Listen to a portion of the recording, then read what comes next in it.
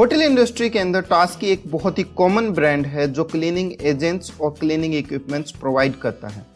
आज हम cleaning agents के बारे में डिस्कस करेंगे जिन्हें हम आर सीरीज केमिकल्स के नाम से भी जानते हैं। टास्की अलग अलग क्लीनिंग रिक्वायरमेंट्स के हिसाब से अलग अलग टाइप के क्लीनिंग एजेंट्स प्रोवाइड करता है। अलग अलग केमिकल्स को हम अलग अलग नाम देते हैं, जैसे R1, R2, R3, R4, R5 etcetera, ताकि इन्हें यूज के हिसाब से आसानी से पहचाना जा सके। यहाँ पे लेटर R का मतलब है रूम केयर। होटल के अंदर नॉर्मली क्लीनिंग एजेंट्स जो एक रूम अटेंडेंट यूज करता है वो हैं R1, R2, R3, R4, R5, R6, R7 and R9। इसमें R8 मिसिंग है क्योंकि R8 को नॉर्मली रूप से गेस्ट रूम अटेंडेंट यूज नहीं करते हैं। फिर भी वीडियो के एंड में हम इसको डिस्कस करेंगे। हम इन केमिकल्स को दो ग्रुप में डिवाइड कर लेते हैं, एक जिनमें पानी मिलाने की आवश्यकता होती है और दूसरे जो रेडी टू यूज होते हैं। जिन केमिकल को डाइल्यूट करने की आवश्यकता होती है, डाइल्यूट मींस इनमें पानी मिलाने की आवश्यकता होती है, वो हैं R1, R2, R3, R7 and R9। वहीं पर रेडी टू यूज मींस इनमें पानी मिलाने की आवश्यकता नहीं होती है, आप डायरेक्टली इन्हें यूज कर सकते हैं, वो हैं R4, R5 एंड R6। चलिए इन सभी के बारे में डिटेल से जानते हैं। R1 एक बाथरूम क्लीनर कम सैनिटाइजर है। इसे हम बाथरूम के डिफरेंट सरफेसेस जैसे sink, tub, tiles, floor, fixtures, fitting, इन सब पे यूज कर सकते हैं। डेली क्लीनिंग या जनरल क्लीनिंग के लिए हम 1 लीटर वाटर के अंदर 20 ml केमिकल को डालते हैं। और यदि आपके सरफेसेस पे काफी हैवी स्टेन्स हैं और यदि आपको डीप क्लीनिंग की आवश्यकता है तो उस केस के अंदर हम 50 ml तक केमिकल को भी डाल सकते हैं 1 लीटर पानी में। अब बात आती है इसे कैसे यूज करें।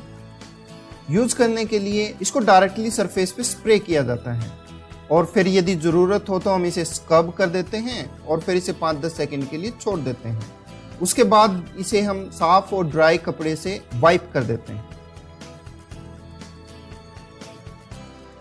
जहाँ पे हार्ड वाटर होता है वहां पे हम R1 की जगह R9 को भी यूज कर सकते हैं। R9 को हम या तो हार्ड वाटर एरियाज के अंदर या फिर बहुत ज्यादा या पुराने स्टेन हैं, ऑयली या ग्रीसी सरफेस है, वहां पर यूज कर सकते हैं R1 की जगह। डाइल्यूशन के लिए आप 50 से 100 ml 1 लीटर पानी के अंदर R9 को मिला सकते हैं as per the stain and your requirement. इसके अलावा जो बाकी क्लीनिंग प्रोसेस और यूज है वो R1 की तरह ही रहेंगे। नेक्स्ट हम बात करते हैं R2 की। तो R2 is a general purpose cleaner cum sanitiser. ये आइडियल होता है जेंटल क्लीनिंग के लिए या रेगुलर क्लीनिंग के लिए सभी टाइप के सरफेसेस पे, जैसे कि cupboard, TV cabinet, picture frame, telephone, tiles etcetera. इसे हम वेट मोपिंग के लिए या स्क्रबिंग मशीन के साथ भी यूज कर सकते हैं। डाइल्यूशन आपका R1 की तरह ही सेम रहेगा, 20 से 50 ml per litre water according to the stain और सरफेस रिक्वायरमेंट। जनरल पर्पज के लिए आप 1 लीटर के अंदर 20 ml केमिकल डालते हैं और यदि स्टेन्स काफ़ी हैं सरफेस के ऊपर तो आप लगभग 50 ml पर लीटर डाल सकते हैं।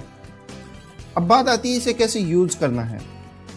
स्मॉल एरियाज के लिए जैसे कि गेस्ट रूम, आप R2 को डायरेक्टली स्प्रे कीजिए एक डैम्प क्लॉथ पे या स्पंज पैड पे या फिर एक क्लीन क्लॉथ पे और सरफेस को वाइप कीजिए।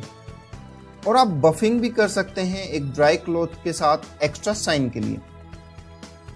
Again guys, do not that replace the wiping cloth regularly for better results. Okay guys, जैसे हमने देखा था कि हम R2 को वेट मोपिंग और मशीन स्क्रबिंग के साथ भी यूज कर सकते हैं फ्लोर क्लीनिंग के लिए। तो फ्लोर क्लीनिंग के लिए R2 से भी ज्यादा इफेक्टिव एक फ्लोर क्लीनर है जिसे हम बोलते हैं R7। यहाँ पर R7 works as a floor cleaner. Dilution हमारा नॉर्मली R2 की तरह ही रहता है, 20 से 50 ml per litre depending on the type of surface and type of stain और नेचर ऑफ सॉइलिंग। अब बात आती है R7 को हम कैसे यूज करते हैं। तो नॉर्मली रूप से R7 को आप एक बकेट में लीजिए और जैसे आप नॉर्मली रूप से मॉप करते हैं ऐसे ही आप मॉप कीजिए।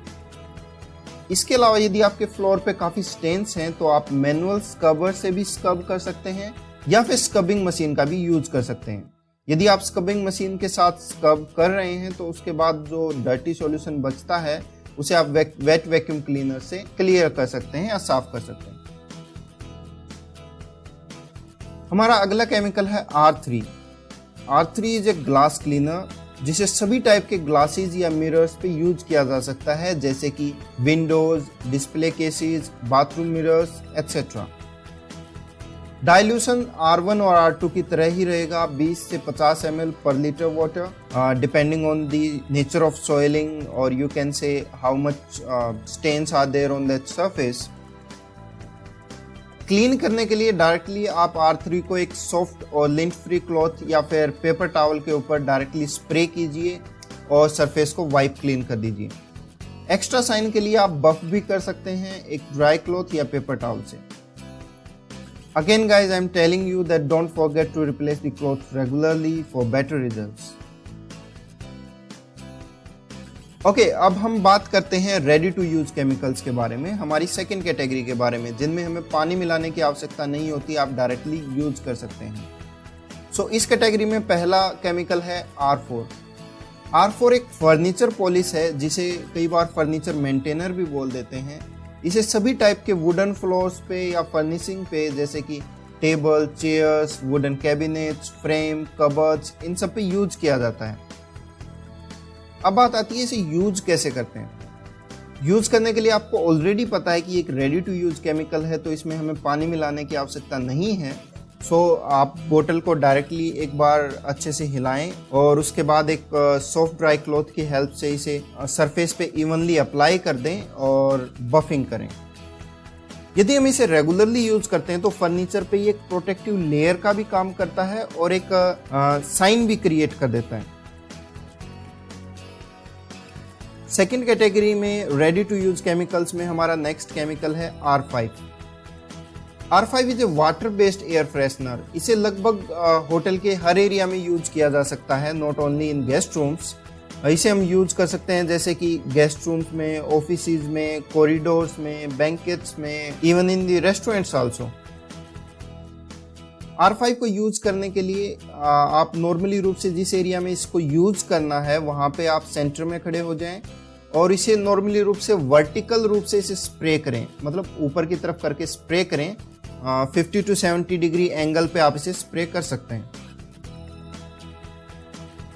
रेडी टू यूज कैटेगरी में हमारा अगला केमिकल है R6। R6 is an effective toilet cleaner जिसे हम यूरिनल्स पे भी यूज कर सकते हैं। वेल, R6 को यूज करने से पहले आप टॉयलेट बाउल या यूरिनल को फ्लश कर दें। उसके बाद आप जेंटली R6 को स्क्वीज करते हुए टॉयलेट बाउल के रिम के अंदर से इसे अप्लाई करें चारों तरफ और टॉयलेट ब्रश की हेल्प से इसे इवनली डिस्ट्रीब्यूट कर दें। इसे लगभग आप 5 से 15 मिनट के बीच में कॉन्टैक्ट टाइम दें, depending on the condition of toilet bowl. उसके बाद यदि आपको ज़रूरत पड़े तो इसे ब्रश से स्क्रब भी कर सकते हैं and finally you can flush it to rinse. Well guys, this was all about the R series chemicals. Those are generally used by guest room attendants in housekeeping. इस सीरीज में से एक chemical जो missing है वो है R8, जिसमें हमने बोला था कि हम वीडियो के एंड में डिस्कस करेंगे क्योंकि ये एक डेली क्लीनिंग एजेंट नहीं है। R8 एक केटल डिस्केलर है जिसे नॉर्मली रूप से उन मेटल सरफेसेस के लिए यूज किया जाता है जो ज्यादातर रूप से गर्म पानी के कांटेक्ट में रहती हैं, जैसे कि आपके बॉयलर्स हैं, वाटर हीटर्स हैं, केटल्स हैं और दूसरे टाइप के कुकिंग इक्विपमेंट्स हैं। Well guys, this was all about R series chemical. Hello दोस्तों, स्वागत है आपका यूट्यूब चैनल पर। वीडियो आपको अच्छी लगी तो लाइक, शेयर एंड सब्सक्राइब ज़रूर करें। तो थैंक यू।